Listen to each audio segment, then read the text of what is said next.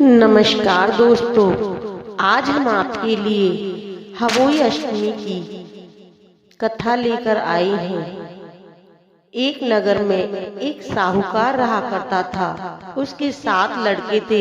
एक दिन उसकी स्त्री खदाने में मिट्टी खोदने के लिए गई और ज्यों ही उसने जाकर वहां कुदाली मारी, त्यों ही सेही के बच्चे कुदाल की चोट से सदा के लिए सो गए।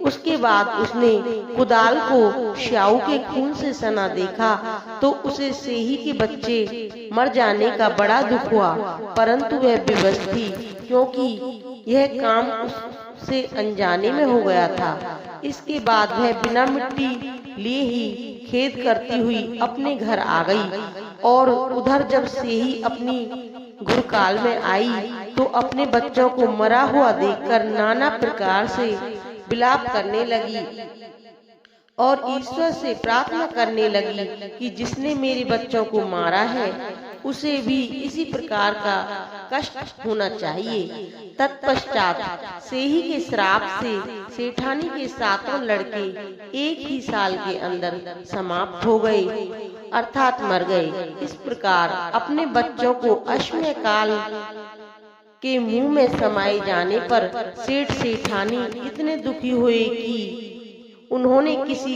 तीर्थ पर जाकर अपने प्राण गमा देना उचित समझा। इसके बाद वे घर छोड़कर पैदल ही किसी तीर्थ की ओर चल दिए और खाने की ओर कोई ध्यान न देकर जब तक उनमें कुछ भी शक्ति और साहस रहा तब तक वे चलते ही रहे और जब वे पूर्णतया अशक्त हो गए तो अंत में मूर्छित होकर गिर गए। उनकी ऐसी दशा देखकर भगवान करुणा सागर ने उनकी मृत्यु से बचाने के लिए उनके पापों का अंत किया और इसी अवसर पर आकाशवाणी हुई कि हे सेठ, तेरी सेठानी ने मिट्टी खोदते समय ध्यान न देकर सेही के बच्चों को मार दिया है।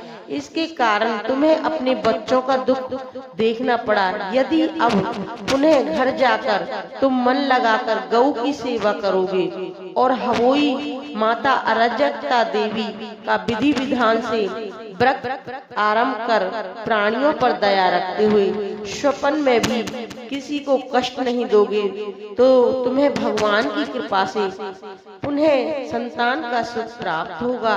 इस प्रकार आकाशवाणी सुनकर सेठ सेठानी कुछ आशान्वित हो गए और भगवती देवी का स्मरण करते हुए घर को चले आए।